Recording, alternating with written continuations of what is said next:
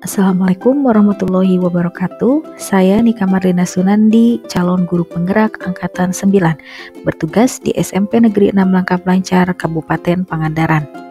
Saya akan memaparkan aksi nyata penerapan dari modul 1.1, yaitu Filosofi Pendidikan menurut Ki Hajar Dewantara.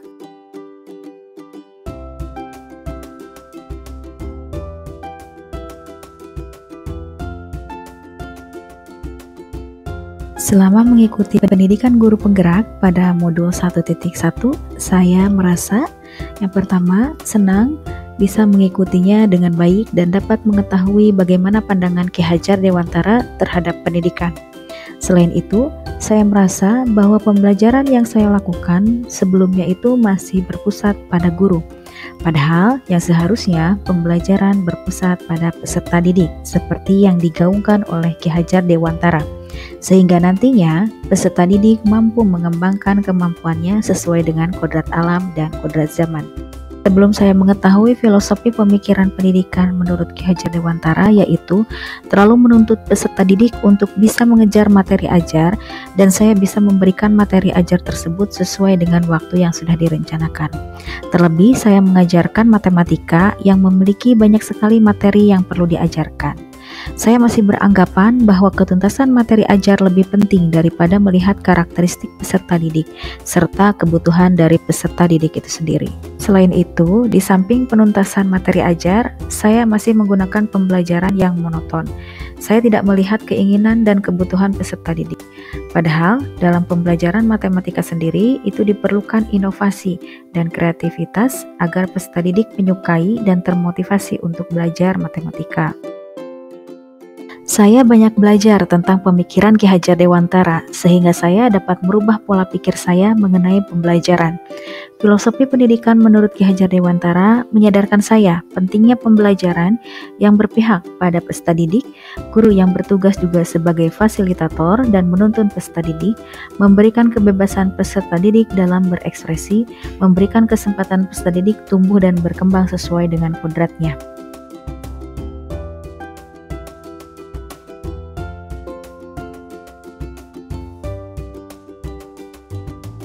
Ide gagasan yang timbul sepanjang proses perubahan yaitu saya mencoba merubah pembelajaran yang tadinya monoton menjadi menyenangkan dengan menyisipkan permainan-permainan di dalamnya.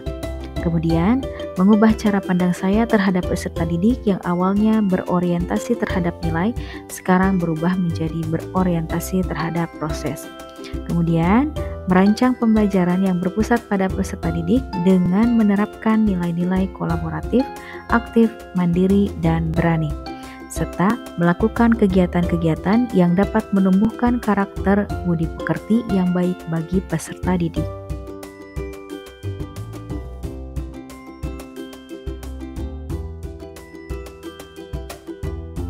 Pembelajaran dan pengalaman praktik baik dari filosofi pemikiran Ki Hajar Dewantara saya lakukan dalam dua aspek. Yang pertama dalam pembelajaran, yang kedua melalui pembiasaan. Yang pertama yaitu dalam aspek pembelajaran.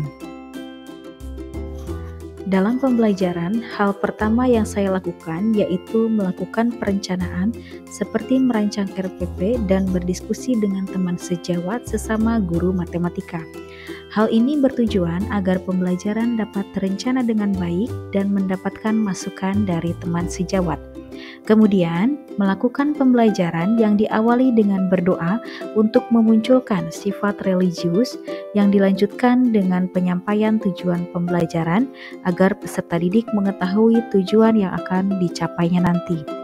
Pembelajaran yang saya lakukan dalam praktek baik ini yaitu dilakukan di kelas 8 dan kelas 9. Pada kelas 8 dilaksanakan pada materi koordinat kartesius dan kelas 9 pada materi eksponensial atau perpangkatan. Di kelas 8 ini, dengan materi koordinat kartesius, saya menggunakan ubin lantai kelas yang dijadikan sebagai kanvas untuk menggambarkan koordinat kartesius karena ubin lantai di kelas berbentuk persegi yang sama halnya dengan kanvas yang diperuntukkan untuk menggambarkan koordinat kartesius. Kemudian, Saya mengajak peserta didik untuk menggambarkan sumbu X, sumbu Y beserta dengan angkanya di ubin lantai tersebut dengan menggunakan spidol board marker.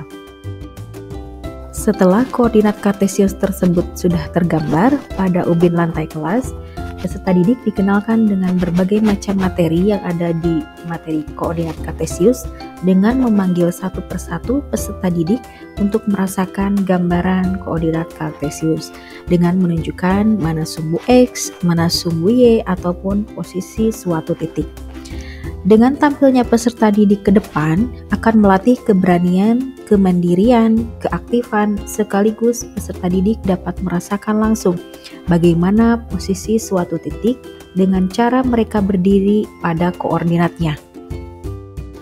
Sedangkan pada pembelajaran yang dilakukan di kelas 9, saya menerapkan permainan pesawat kertas dalam pembelajarannya.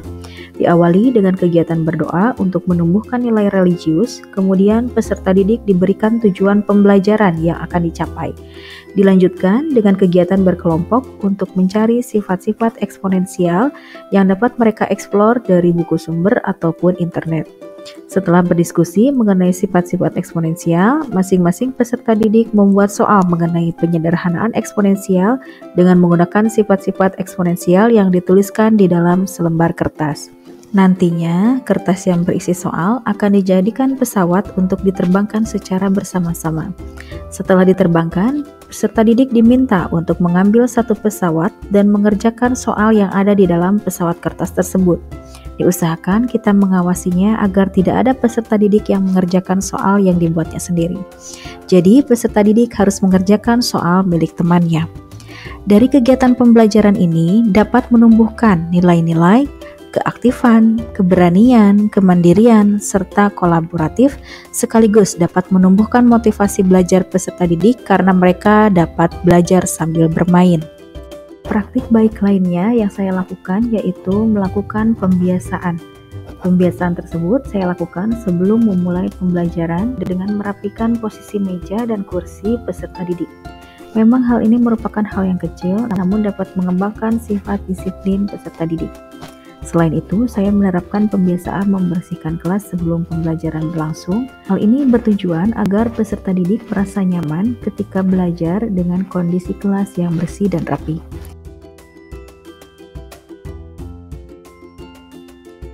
Perkenalkan, nama saya Doni Sumantri dari SMP 6 Kapelancan.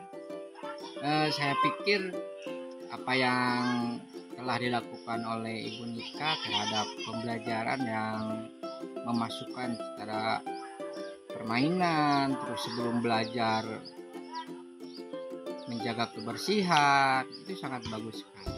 Dan saya harap itu bisa dipertahankan selamanya. Terima kasih. Assalamualaikum warahmatullahi wabarakatuh. Saya Diani, teman sejawat Ibu Nika tadi. Yang saya lihat, Ibu Nika setelah mengikuti pembelajaran CIP ini, pembelajarannya meningkat,